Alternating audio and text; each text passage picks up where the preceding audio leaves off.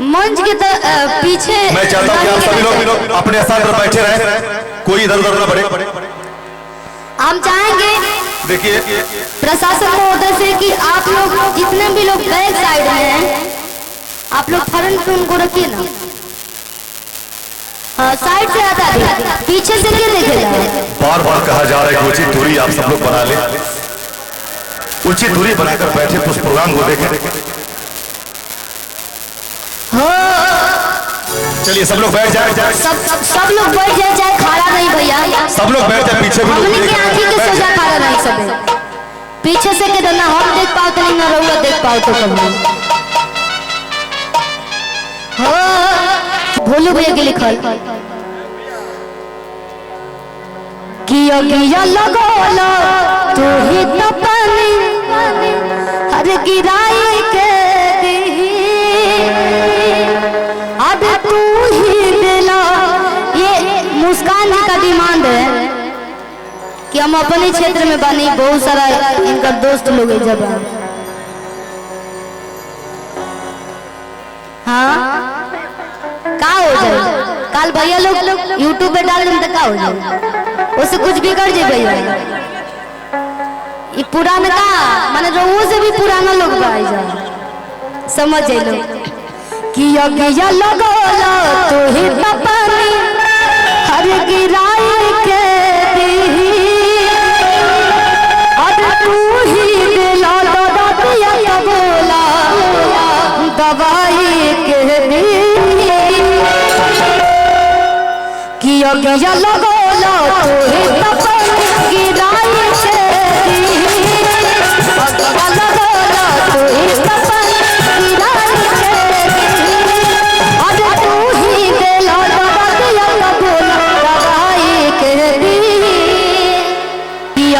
लगोला तू ही पानी गिराई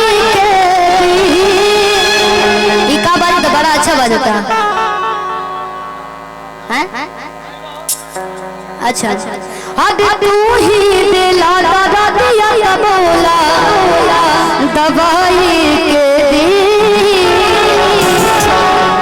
किया किया लगोला तू ही पानी गिराई के दी अरे किया लगोला तू ही पानी गिराई के दी अब तू ही दिला दादा दिया बोला दवाई के दी किया किया लगोला तू ही पानी गिराई के दी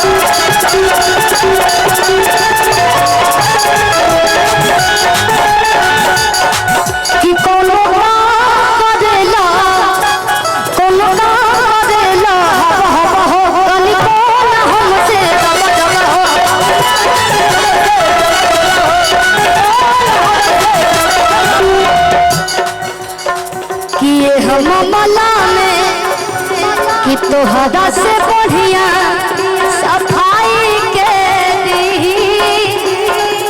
देखिए ऐसे न भैया मेहरारू के दोनों लंबा चौड़ा बढ़िया रोके लेकिन मर्द काहे ना पतरे में होके,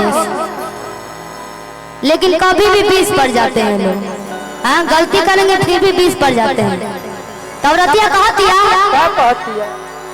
कि ये मामला में अरे तोहरा से बढ़िया सफाई के दी।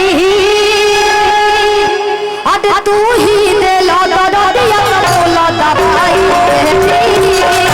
अरे तू ही दे लो दरिया बोला दवाई के दी। अरे ये लगोला तू ही दबाने की जाई के दी।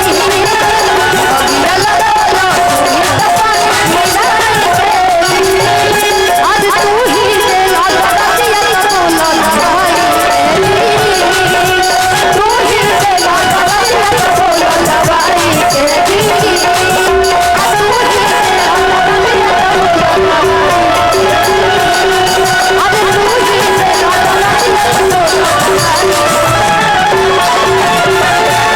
क्या बात है? ठीक लगा तो आप लोग भागिएगा मत। जौन जौन गाना आप लोग सुन ले कभी यूट्यूब के माध्यम से सारा गाना हमने को सुना बजे। वाह